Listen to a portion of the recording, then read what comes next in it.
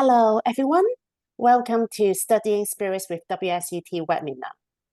WSET is the world's leading provider of qualifications and courses in wines, spirits, sake, and beer. WSET has over 50 years of experience in designing and delivering education to help both drinks professionals as well as consumers to learn about wine, spirits, sake, and recently we have launched beer as well.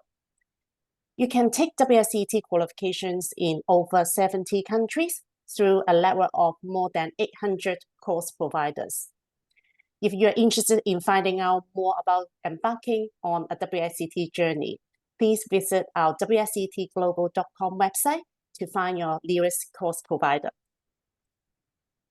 And my name is Ling Cheong, and I am the Regional Education Manager based in WSET's Asia Pacific office in Hong Kong. And my key responsibility is to support educator development and running educator training program.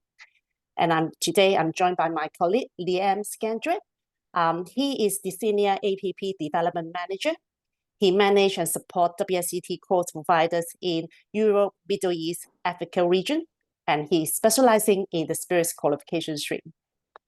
So I'm going to over to Ling to take us through the introduction of our spirits qualifications. Thank you, Ling. It's a pleasure to be here, pleasure to be with you. As Ling said, I focus on our spirits qualifications and teaching all three of these levels, and this is the subject stream that we're obviously going to focus upon today, spirits levels 1, 2, and 3. An important thing to cover off here is that WSET used to include combined qualifications in wine and spirits at levels 2 and 3, but that's no longer the case. We decoupled from wine to produce a spirits subject stream in 2018, which coincided with the launch of the most advanced spirits qualification, level 3. So we're going to delve into some detail about the differences between these levels and what you should expect in these qualifications. So, Ling, I'm sorry to interrupt you. I forgot some housekeeping notes for everyone. For everyone, if you have any questions during the webinar, please can you use the Q&A box to put your question there, because at the end of the session, we will try to answer as many as possible. And also, this session will be recorded and you could find it later on as on-demand video on WSET's Event Hub YouTube channel. And also at the end of this webinar, you will be sent a survey, and we encourage you to give us some feedback so that we can improve it ongoingly. Sorry to interrupt, Ling. Over to you again. No worries. I encourage everybody to put their questions in the Q&A, because hopefully we'll have plenty of time to get into some of those at the end. You can move on to the next slide, please, Ling. So first, we wanted to start by talking about theory. There's two fundamental tenets of WSET qualifications in all subject streams at all levels, and that's theory and tasting. And we're going to start with theory. And the key command verb here, the key thing is that we're expecting students to know what they're talking about. And level 1 is an introductory qualification where students will learn basic factual spirits knowledge, the what, if you like, of spirits understanding. So what is a vodka? What is a bourbon? What is a tequila? And there's no prerequisite to study at this level. It's designed for beginners, and many beginners in the drinks industry start here. And it can prove really valuable for newbies to the industry because it gives a really solid foundation in terms of their brand neutral, objective understanding of spirits production and the styles and types of spirits you can find in the market, behind the bar, on retail stores, and so on.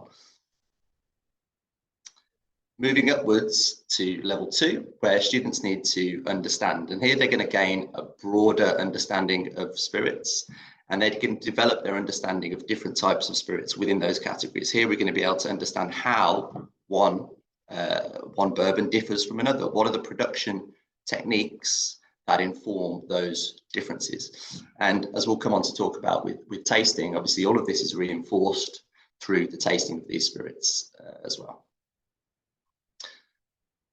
Just to finish on level 2, again, there's no barrier for entry here. You can go straight to level 2. There's no need to study level 1 before.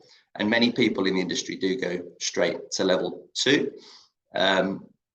It's what's considered as an intermediate qualification. It's great for cocktail bartenders, anybody in front of house roles, but also kind of sales, marketing managers within brand companies and distributors and so on. And level 3 is our most recent spirits qualification, as I said earlier, launched in 2019 and regarded as the most advanced multi-category spirits qualification in the world. Here, though, there are some entry requirements. We would expect, and our providers would expect, somebody to have at least the level 2 award in spirits or an equivalent knowledge. So if you were to go to a provider looking to go straight to level 3, it's not uncommon for them to test your knowledge before enrolling on this level through some kind of prior learning check. And it's here where we're expecting students to do much more. They're required to explain rather than just know and understand. And here they can be developing a comprehensive knowledge of a variety of spirits categories. We're going to not only go much deeper within the kind of core spirits categories that we cover at level 1 and 2, we're going to go much deeper into those here at level 3. We're also going to explore some of the more esoteric global spirits available, including Asian spirits, which is a whole separate magisterium of production, which can get really exciting for level 3 students. And here they're going to really understand why spirits differ from one another. Why does this production technique have this particular impact and this particular result in terms of style?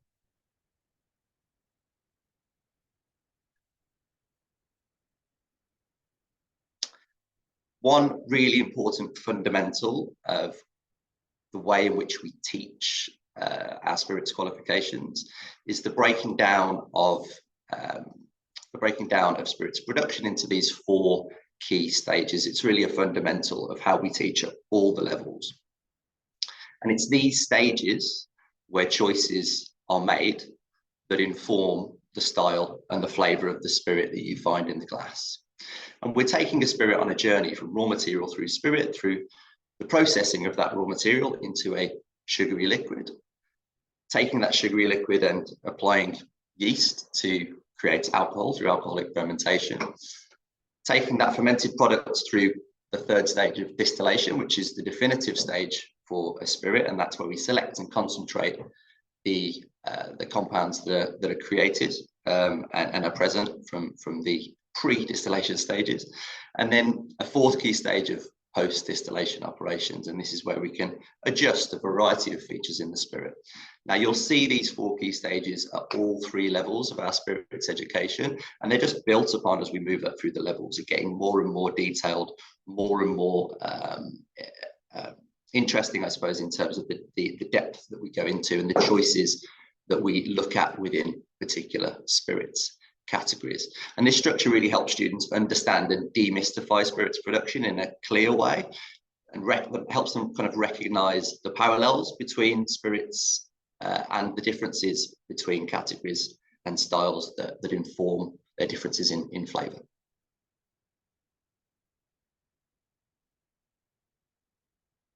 And as I said, tasting is a hugely important part of WSET qualifications at all levels, although it's only assessed when we get to level 3. At levels 1 and 2, as we'll see, it's more used as a means of reinforcing the theoretical understanding of those spirits. So at level 1, where it's really quite introductory and encouraging of students, here often students have not got much formal tasting experience. The idea of tasting a spirit by itself might be very, very new to them. So what we're trying to do is just help them link their sensations that they're feeling through the tasting of a spirit, the sensations from their key senses, their sense of smell, their sense of taste, their sense of touch, and linking those to descriptive words to help them describe spirits in a kind of analytical and objective manner to help explain what does this spirit taste like. So if you were to explain or describe the spirit rather to somebody who's never encountered it before in a trade or consumer setting, then you can do that quite easily simply through studying a level 1.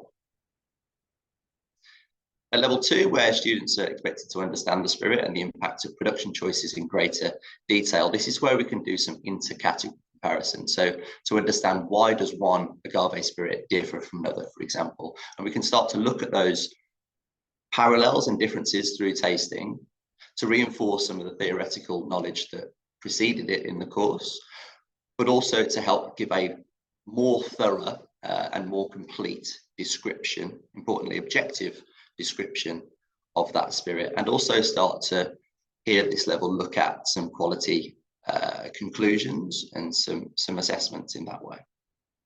How does one spirit differ from another here?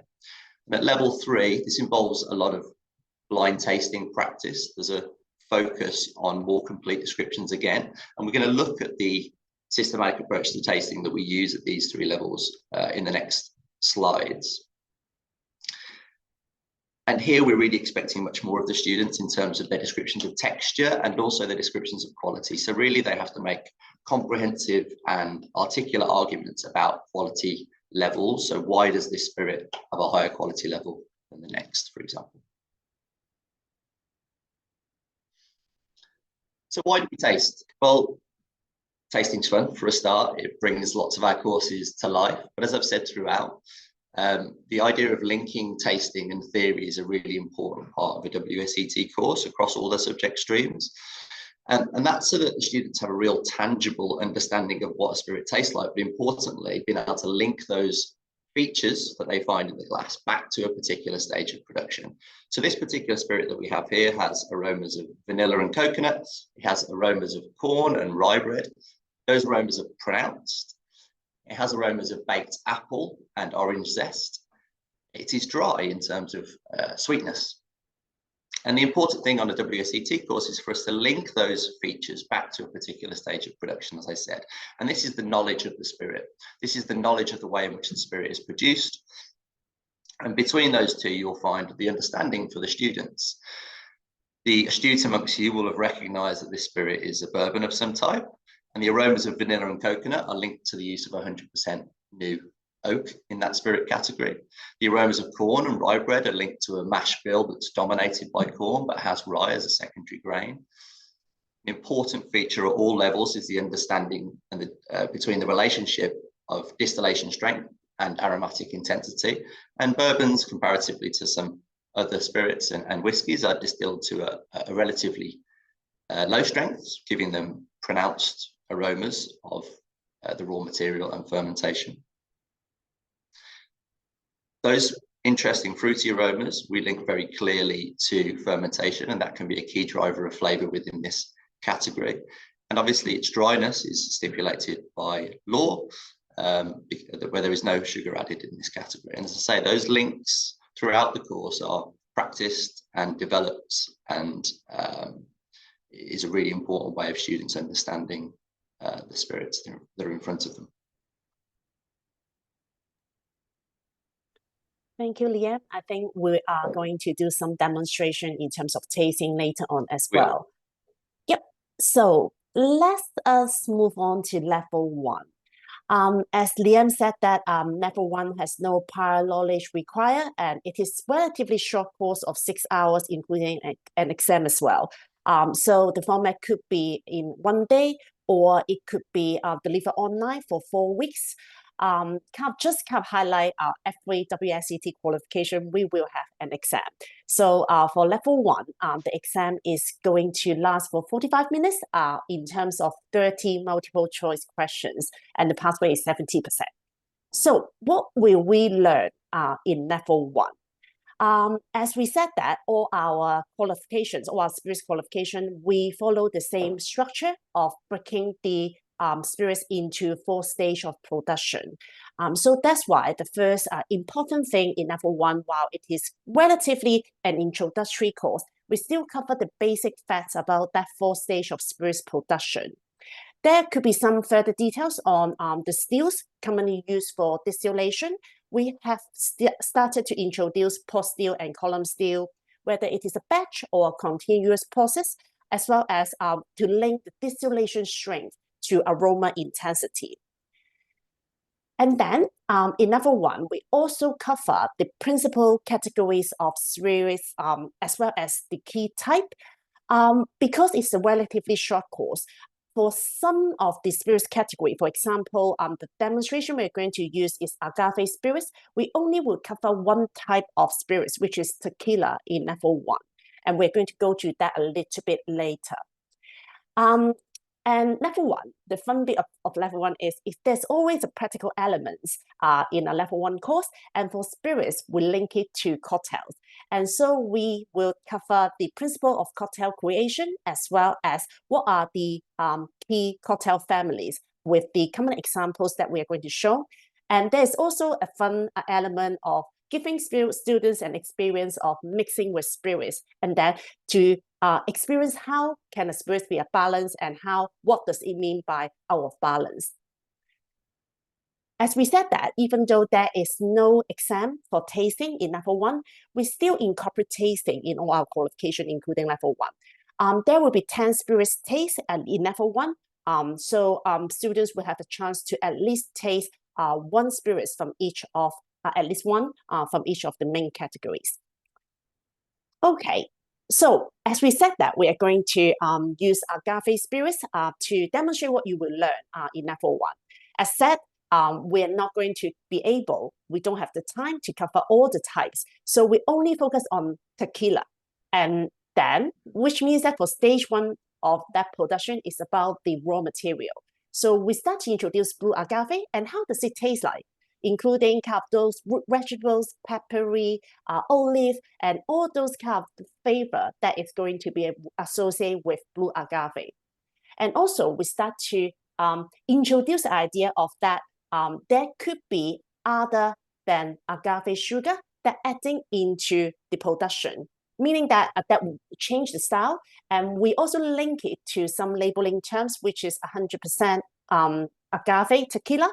And then just to show that the intensity of aroma would increase if we have that, we don't use other source of sugar in the raw material.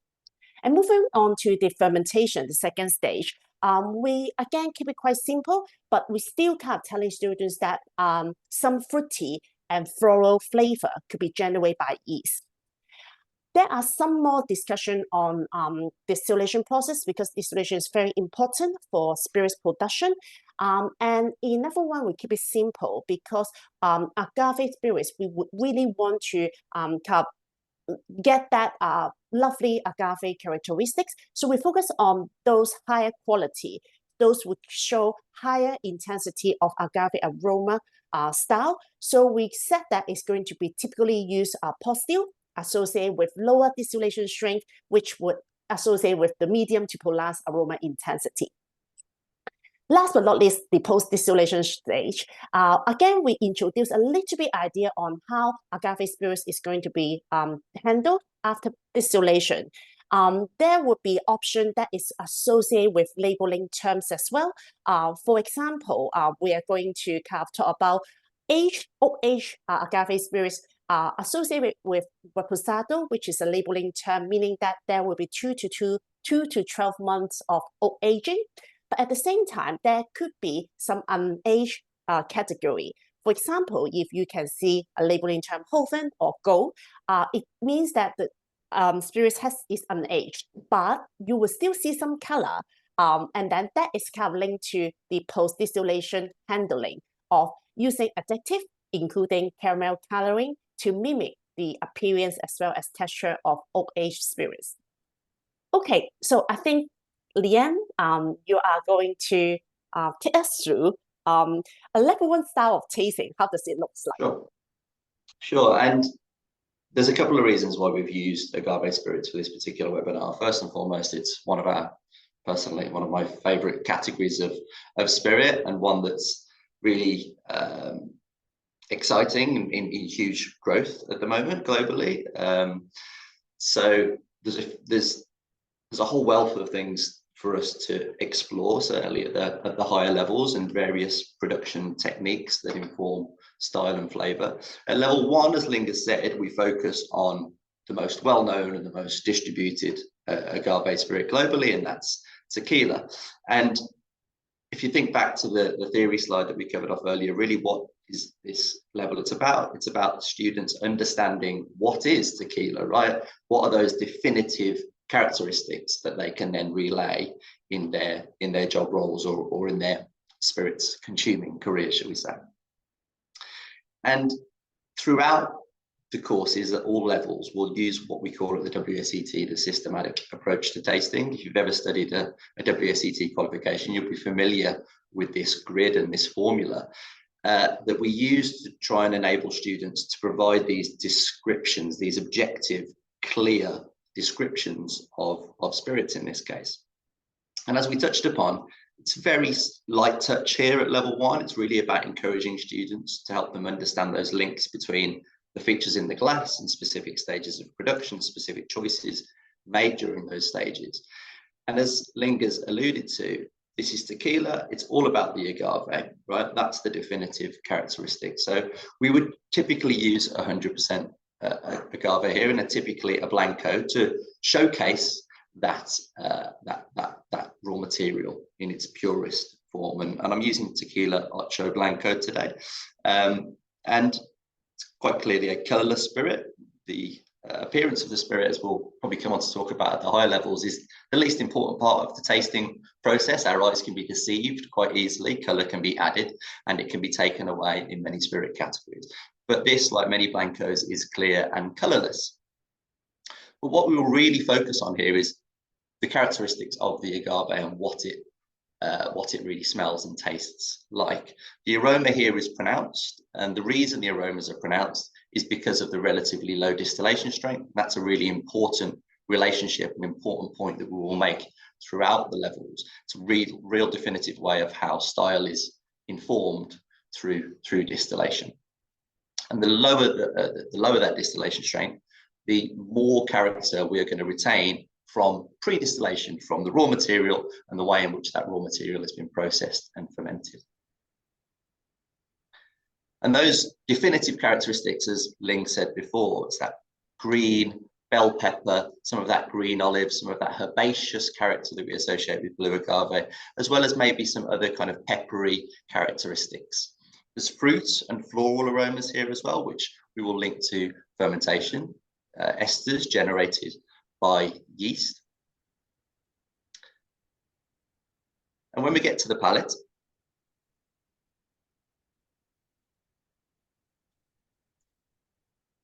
we find similar aroma characteristics and flavor characteristics. Important to note here that aroma and flavor characteristics are the same thing. They're just entering taste receptors in a slightly different way. And those raw material characteristics are present. They're really, really to the fore. They're really, really pronounced.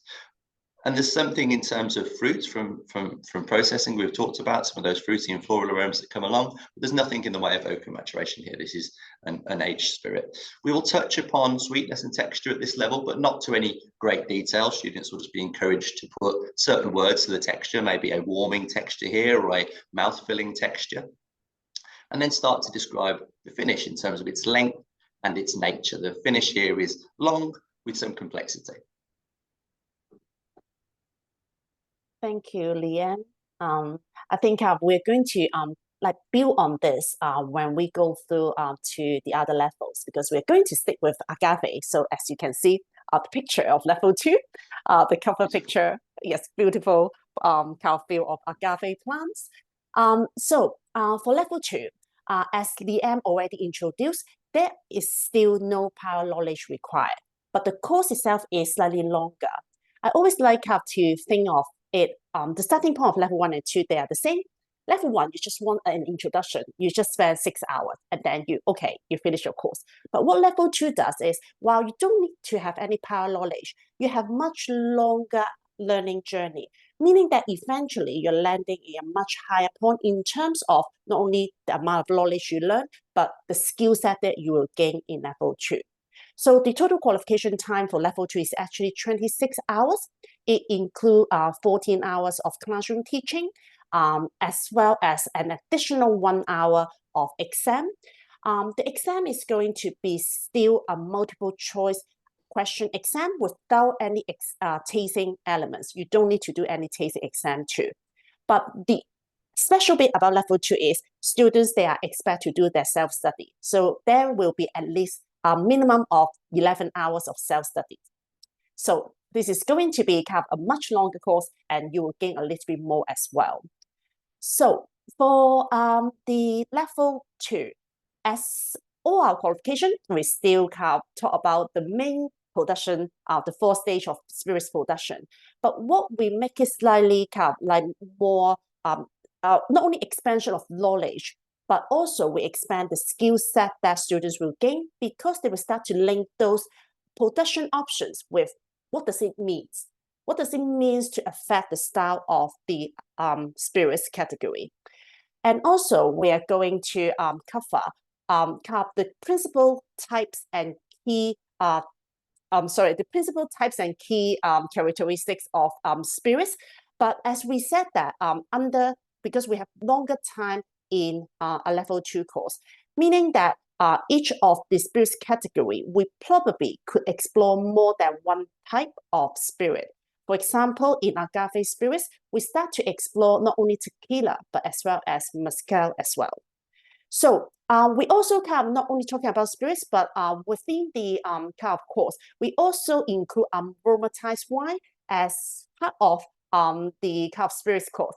The reason being that is aromatized wine is usually used as maybe quite involved in cocktail making. So that's why we find it more relevant to put it and include it as part of the spirits course as well. Last but not least is the practical side.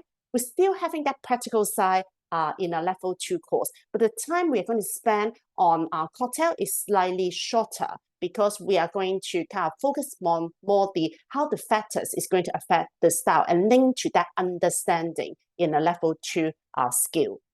So when we talk about level 2, again, as tasting is not assessed, it's not going to be examinable, but we're still going to do tasting in the course. And we're going to taste quite a bit more than level 1. We're going to taste around 30 spirits.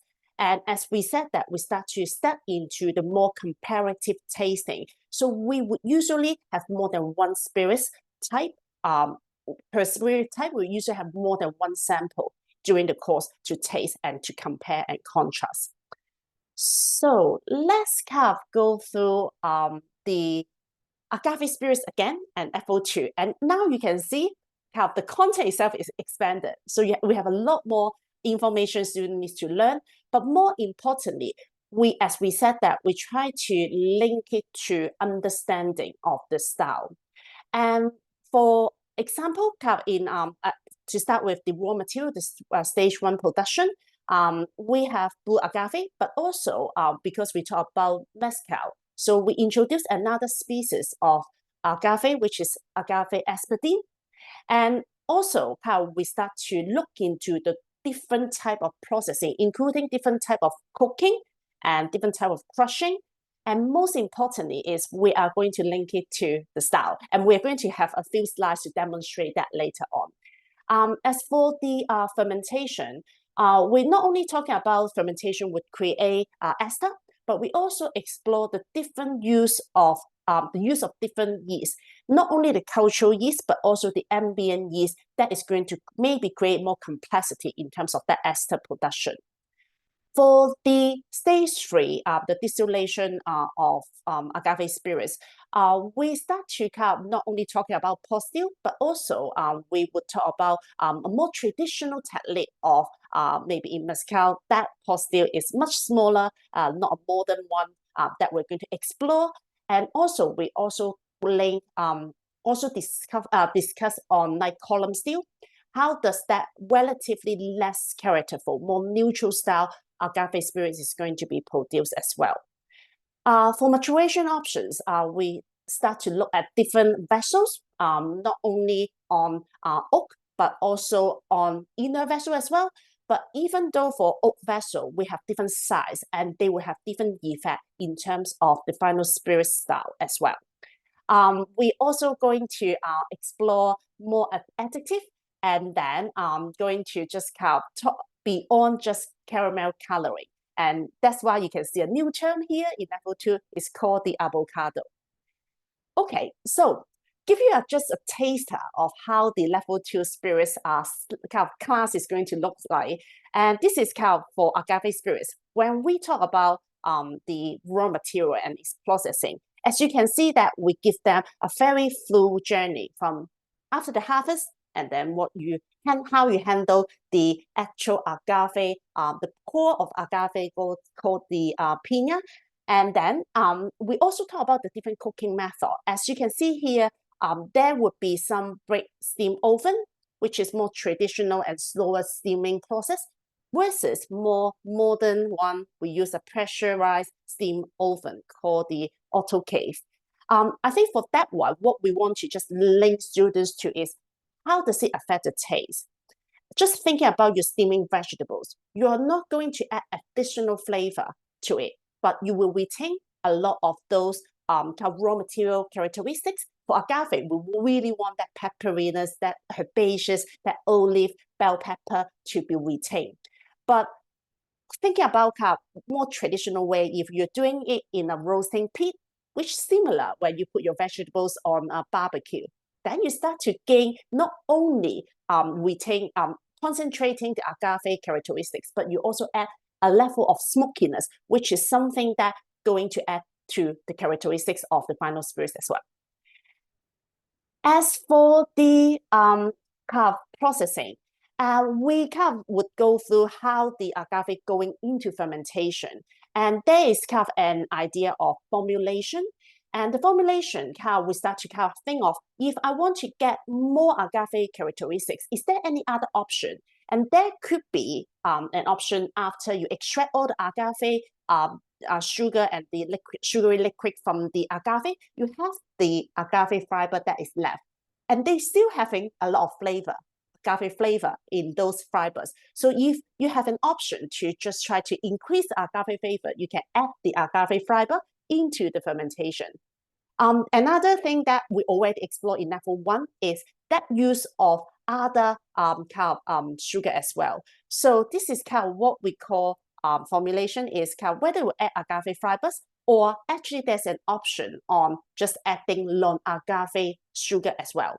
And the effect would be almost a reverse effect if you have more that non-agave sugar. Of course, the maximum is only to 49% because it is by law for tequila. But then you would just almost dilute that lovely agave flavor and then make the final spirits a little bit less characterful. As we said, that is called formulation, and then that is where that fermentation happened, and then to turn into an alcohol liquid. The end. Are you having something you want to add? I think that was really good, Ling. I think one of the important things with this particular category is that real push and pull between the tradition of the category. This is a spirit that's been made in Mexico for many, many hundreds of years, possibly much longer. And there is obviously a lot of traditional methodology to inform a lot of that. And you were seeing some examples of that traditional methodology. But as I said in my intro with the agave spirits, it's also a rapidly growing global spirit that requires a great deal of volume. So you've got all of these more modern processing techniques. And there is a real kind of push and pull between the two in the industry. And it's interesting to compare and contrast in terms of how they inform style and flavor as well as volume, obviously. Thank you. We also look at distillation and post-distillation options. As we said that in level 2, we have a bit more time. So not only post-distill we would discuss, we also discuss if you want to distill to high strength, which then we need to use column still. Then because of that high strength, and we start to talk more about why higher strength, meaning that less other fractions, because we start to explore fraction in level 2 distillation as well. So that fraction, what we call the group 3 fraction, if you're going to study the level 2 spirits, you learn what it is about group 3. And the less group 3 fraction is going to include in a higher strength spirits. And that is where the spirits become less characterful and more neutral. And the aroma intensity is going to be lighter as well as less complex as well. Also, finally, is about that post-distillation strength, post-distillation options for agave spirits. we start to kind of explore different type of vessel, but not only kind of to talk about oak, but inner vessel. If you mature in inner vessel, you would not add any flavor. You retain the agave characteristics, but at the same time, actually you will help the texture to become smoother during that inner vessel maturation process as well. Of course, kind of depending on, as Liam said, that a lot of the time, maybe we're not using new oak, but there are like moving kind of trend on having some oak influences, balancing that delicate oak flavor with the beautiful agave characteristics as well. And that is kind of evolving, I think, evolving aspect in the agave production as well nowadays, and the style. So finally, what we're trying to say is that in level 1, we already explored the labeling terms and related to all the post-distillation options. And now we also start to explore not only about caramel coloring. We have the new term avocado, and it's something that it would just not only add color, but also mimic the texture of the agave spirit. And then, as we said, that gold labeling terms, you almost see something looks like it is aged or aged, but actually it's not. And you would just be just something maybe more on the appreciated diversity of the agave spirit style. So I think now we move on to the tasting on level 2. Ling, would you mind going back to the previous slide just for a quick minute? There's something else which I didn't mention before that I think is worth referencing, certainly here at level 2. You'll notice that these slides that Ling is going through are entitled Agave Spirits at level 2, not tequila at level 2 or mezcal at level 2, but agave spirits. And that's indicative of this approach that we take at level 2 in terms of taking a fairly zoomed out view of the broad strokes of that particular overarching category, be it agave spirits or fruit spirits or whiskey.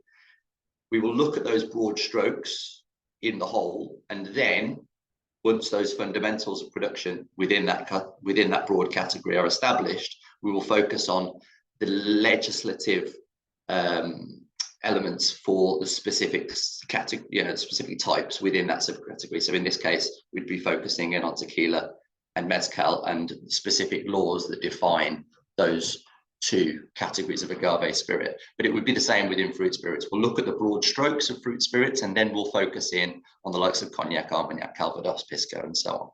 But I think that's an important point here, because it can be really helpful to take that zoomed out view and then look at the closer detail after the fundamentals of production are established through these 4 stages that you can see referenced on the slides. I'm also going to reference a question here, if you don't mind, Ling, because Alex Many asks, I did my WSET wine and spirits level 2 in 2019. Can I go straight into level 3 spirits now? The answer to that, Alex, would be a recommended no. As you're probably seeing from what Ling has presented, the level 2 spirits goes well beyond what your wine and spirits qualification in 2009 did. The spirits part of that, as you'll probably remember, was fairly minor. This is far more comprehensive, and actually level 2 in spirits had a significant refurb in 2022 where it was extended to some in some part just to close the gap to level 3. So the latest level 2 award in spirits is certainly more advanced than what you studied for spirits in 2019. So it'd be recommended that you at least study this qualification before embarking on level 3. That's not to say that it's impossible for you to go straight to level 3. You can, and some people do, but typically they're far more they're experienced distillers, or they've done other qualifications that give them that level 2 know-how. I think just to add on what Liam said, in fact, the level 2 knowledge is an assume when you go to level 3 classroom, and the level 3 classroom is going to, as later on we are going to show you as well, is to really building up your skills for what we call the explanation skills, because in the exam you will require that skills to pass. So you will not have time to revise or your educator will not have time to revise anything level 2 has taught. So, yep. Liam, you want to move on to the tasting now? Yeah, let's do some tasting. I'm conscious of time. We need to get to level 3. I want to demonstrate the kind of way in which we'd use the same spirit at level 2. And as we've touched upon, it's not just about knowledge on these courses, it's about skills development, and tasting is one of those important skills that we develop as we move up levels. And you'll note that the SAT, the systematic approach to tasting at level 2, is more involved. We expect more from students at level 2, and I've broken it down into the 3 or 4 important parts here. As I said earlier, appearance is the least important part of any tasting, but this you'll see has a few more lines and a few more considerations. The spirit is clear. Pretty much all spirits we find on the market are clear. Haziness is normally an indication of something having gone wrong. So clear is a pretty default position here. And it's water white. It's water white because it's clear, colorless. It looks like water in the glass. Until you start moving it around, you can probably see it's got some kind of viscosity. It's got a density that water doesn't have, which indicates it has more component parts. And it's colorless. Moving on to nose. And you'll note here, and it was the same on the level 1, but I'll focus more on it here, that aroma characteristics is split into these important aroma types: raw material, the processing of that raw material in fermentation and distillation, and oak, i.e. flavors directly from oak, or maturation, and that's more flavors associated with longer age and oxidation. Here we have a clean spirit. It's pronounced in intensity as it was at level 1. And we'll expect more from the students in terms of some of those aroma characteristics. Here we've got very distinct cooked agave. We've got a kind of lemon rind or lemon zest aroma that comes along with it as well, both of which are associated with the raw material. Some vanilla soda here. There's a vanillin or similar compounds present in the agave itself, giving this vanilla soda aroma, as well as those quintessential kind of herbaceous and peppery aromas, specifically black pepper here, also some mint, maybe kind of marjoram-like herbs, and those kind of green vegetal characteristics as well, certainly green olive and green pepper here. Certainly some fruity and floral aromas, again, some of that kind of citrus zestiness, lemon, lime, maybe a rose floral type character here. And as we discussed, there's nothing from oak and maturation within this particular Blanco tequila. But as we will find on the palate, there has been some maturation influence and some softening of the spirit. So if we do have a taste,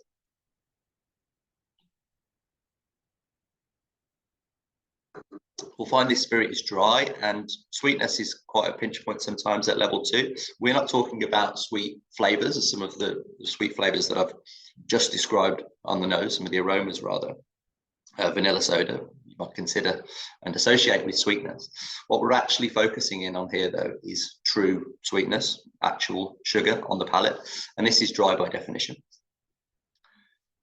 The texture is mouth-filling, it's warming, 2 descriptors that I used before, and often those things come in combination. There's no heat from the alcohol, though. It's relatively smooth and supple.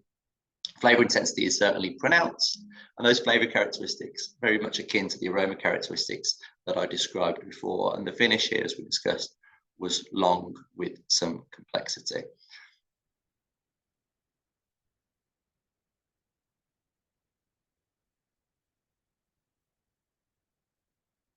Thank you, Liam. I think we're going to, while level 2, we start to talk about quality assessment. I think we are going to leave it to when you take us through the level 3 tasting, because that will be explored a little bit more as well.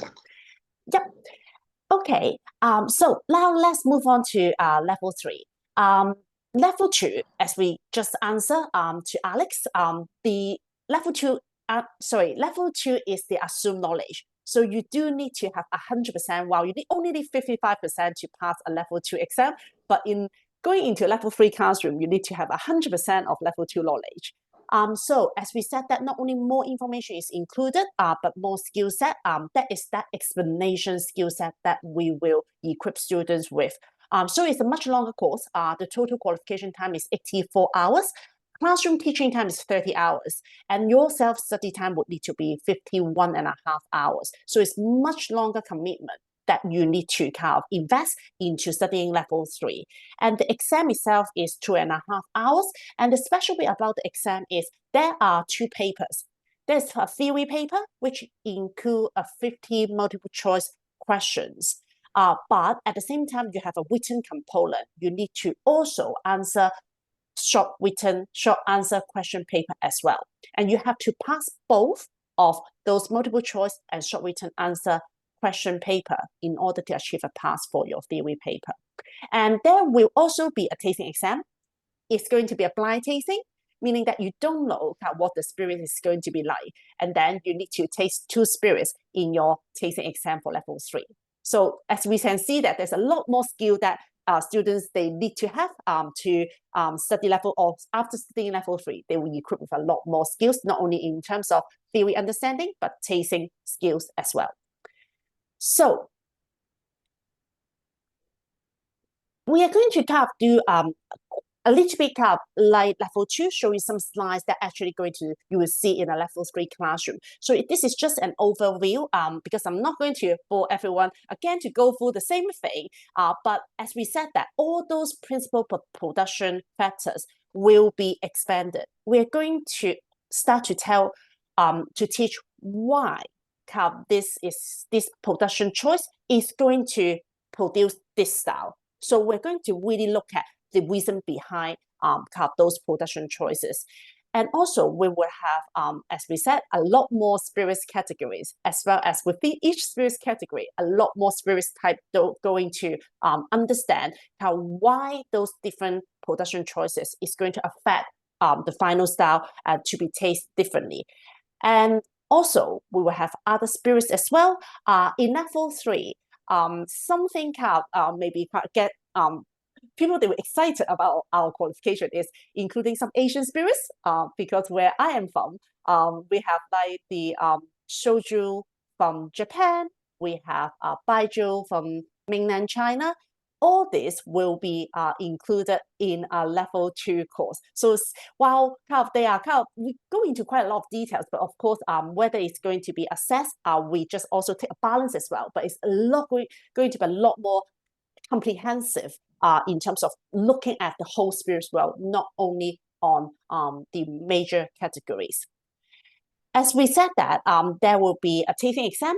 So that's why we start to really train our students to be able to calibrate their palate in order to make a decision in terms of how to describe the spirits using our systematic approach to tasting, the SAT, as well as, more importantly, is they need to be able to make quality assessment as well. Because in the exam, they will need to write quality assessment arguments in order to pass the tasting exam.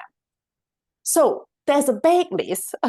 You can see it's like mind-blowing.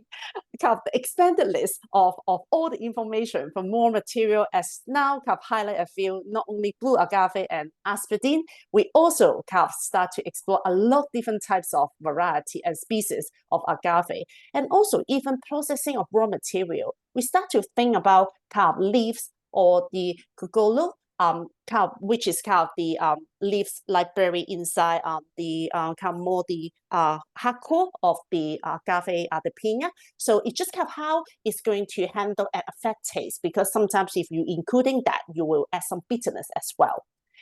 As well as to fermentation, we not only explore about yeast, different yeast culture and ambiences, but also we start to explore the use of bacteria, not only for flavor creation, but for stability as well. And also the fermentation vessel, we would have some comparison of different, whether it's wooden or more inner stainless steel fermentation tank, and those everything would contribute to the final style as well.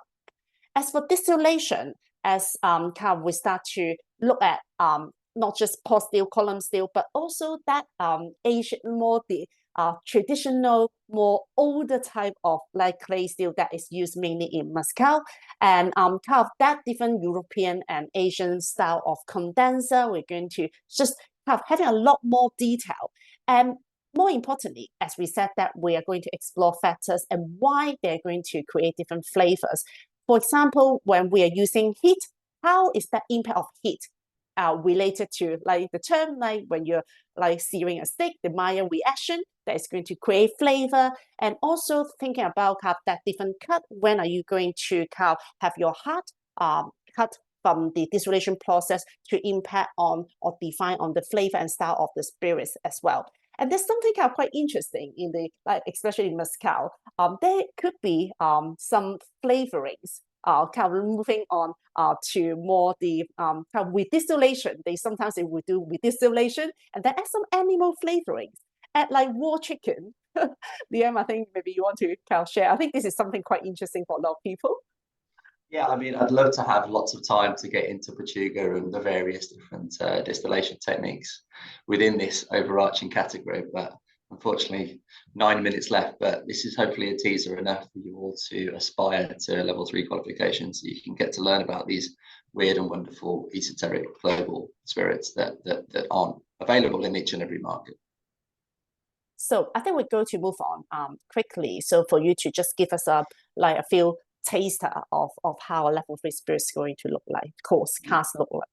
Yeah, and this slide is taken from the level 3 course. It's not specifically associated or found within the agave session. Obviously, it's applicable for all spirit categories and is part of the kind of fundamentals of production that we deliver right at the top of the course. But I wanted to include it because, obviously, as we've touched upon with some of the tasting, yeast and bacteria have a huge impact in the style and flavor of many agave spirits through the addition of agave fibers that Ling mentioned earlier, as well as open top fermenters that allow for a whole wealth of local microorganisms to take part in those fermentations and create some really interesting flavors. And we look in some detail at the requirements for yeast and what happens inside a yeast cell to generate all of these different outputs, all of which can define style and flavor, but also need to be carefully controlled and managed as we move forward in production.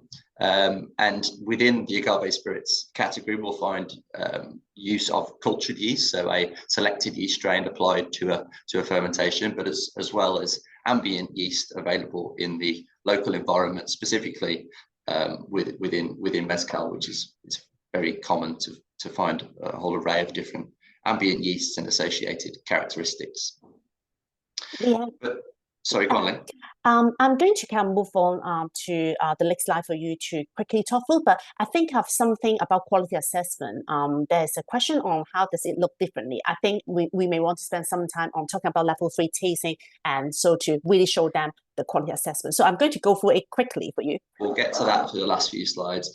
One important feature of level 3, and we do touch upon this at level 2, as Ling said, is that kind of primary way of a distiller controlling style and flavor in distillation, and that's through the use of cuts. So where do they separate from heads, hearts, and tails? And as we'll see in agave spirits, there's many more cuts than you find in some traditional spirits in Europe. And different volatile compounds will peak at different times in the distillation run, depending on their volatility, depending at the point which they vaporize. And we tend to separate those compounds into 4 distinct groups to help them kind of be categorized and understood by our students. And those distinct groups have a huge impact in terms of style and flavor. It's group 2, where we find the ethanol and a lot of the traditional desirable compounds, but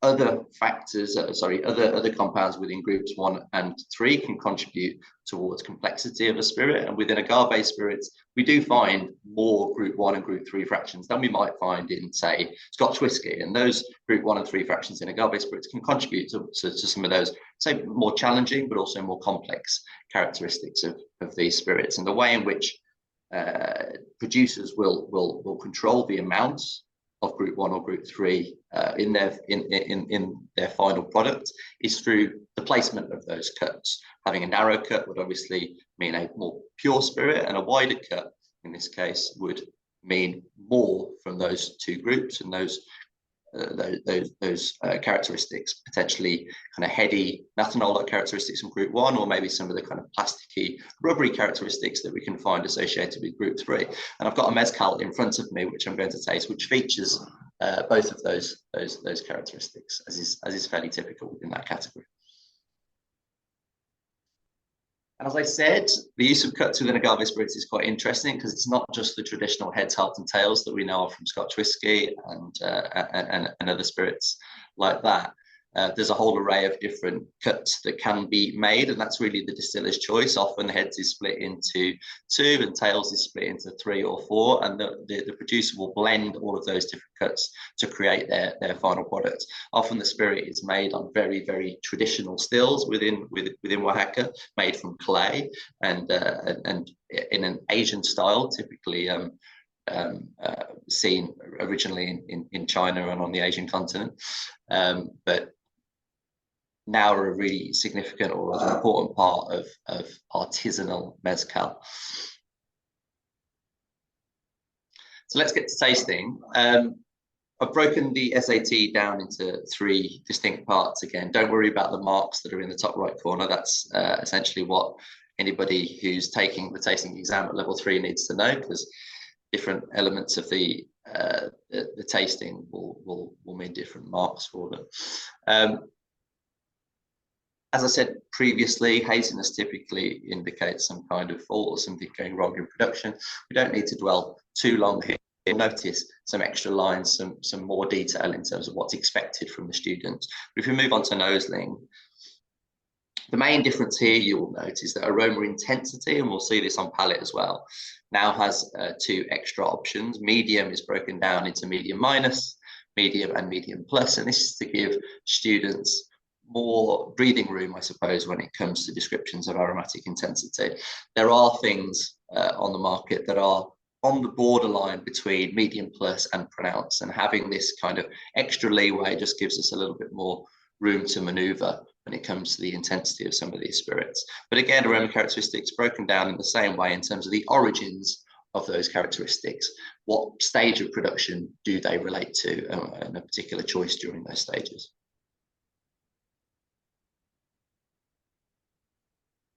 As I say, I have a mezcal here, so it's a different thing entirely. And one thing I didn't touch upon, which I probably should have done before, is the important comparisons that we do at levels 2 and 3. Whereas at level 1, we were just tasting the tequila, and it was a benchmark example of that category. At level 2, we'll taste a Blanco alongside a Reposado, potentially from the same producer, as well as a mezcal. But here at level 3, we're going to taste this mezcal alongside 4 or 5 or maybe more other agave spirits to compare and contrast the parallels between them. You know, this agave spirit will have parallels with other agave spirits because of the similarities in raw material and other similarities of production. But equally, there'll be distinct differences which we will focus on in the classroom to help reinforce the understanding of production there. And you'll note again on flavour intensity and on finish, we've got those extra options of medium minus and medium plus, but it's really on texture that I want to focus on here, because students will be expected to do far more in terms of their descriptions of texture.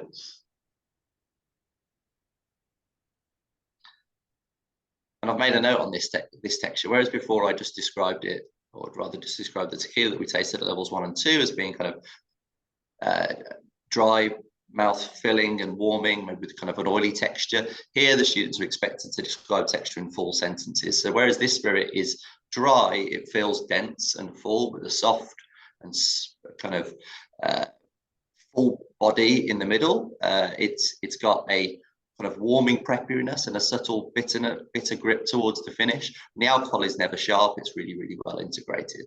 And those are the expectations we put on students at level 3, as opposed to just 2 descriptors. They would need to describe it in far greater terms.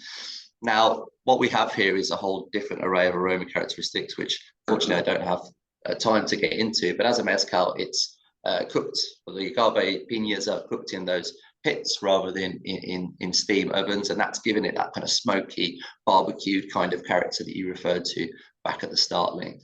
I know we've got some questions on quality assessment, so let's get there. These are the examinable spirits at level 3 for your interest. The category and type is expected from your blind tasting notes. We're getting on to the assessment criteria for quality. Students, as we've said, will be expected to build an argument for quality at this level, and they will have to decide the quality level, as you can see there on the screen, but importantly around 4 specific criteria. And they'll have to make a coherent argument that matches their description, their tasting note, and also reinforces some of those points that they've made there.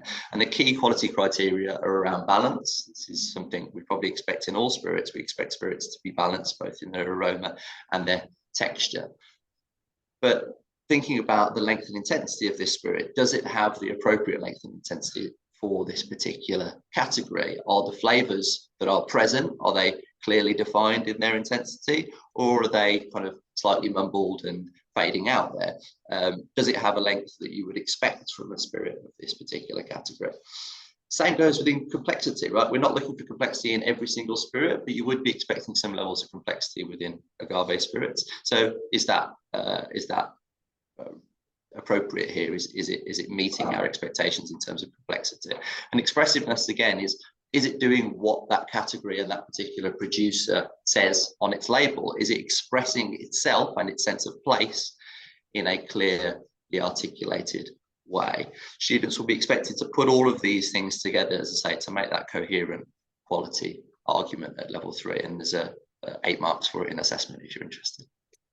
I think, Liam, I want to answer one final question before we move on. What is the benefit of completing all this level? Because from your experience, I think it's really valuable to share. Yeah, I think level 2 we expect and we see as a baseline for many people within the trade, because it really gives them that confidence in communication, irrespective of what their job role is, understanding where particular styles of spirit fit alongside others and being able to communicate that confidently. And yeah, in some of our most developed spirits markets, we see level 2 as a kind of minimum requirement for people in the trade there. Level 3 is really, as we've hopefully demonstrated here, very in-depth and a requirement for people who are having to teach other people about spirits, whether they're in a brand role or a bar role or some other drinks industry role, when they're having to understand some of the real technical detail and convey that and answer challenging questions around spirits in a kind of authoritarian role. Authoritarian or authoritative maybe would be a better term. And doing that confidently, level 3 really is the qualification that gives that level of authority and confidence. Hopefully I've summarized that effectively. Ling, I'm sure you've got something to add there though. Yeah, I think we're really running out of time, and I think for the questions that we cannot answer, we'll try to get back to you later. Thank you very much for everyone watching. And there's a poll that came out in the middle of our kind of conversation. That can we ask you to kind of complete that for the recording of this session. It will be emailed to everyone who signed up for this webinar. But as we said, that it is also going to be available on WSET Event Hub YouTube channel, and you can also catch up with all our other previous events. And just for a kind of a teaser, there's another event webinar that is coming up on the 19th of March at 8 a.m. GMT time. It is our WSET by-side 10 clues to picking a great European wine. It's going to be on wine, and it's going to be delivered by our Australian colleague, Matt Ivan. Just welcome you to just join that webinar as well. Last but not least, to find out more details or to sign up for our WSET wine, spirits, sake, or beer qualification, please visit our WSETglobal.com website, and there's a page called Where to Study page, and you can find your nearest provider. So thank you very much, everyone's watching, and then hopefully to see you later on at some point. Thank you.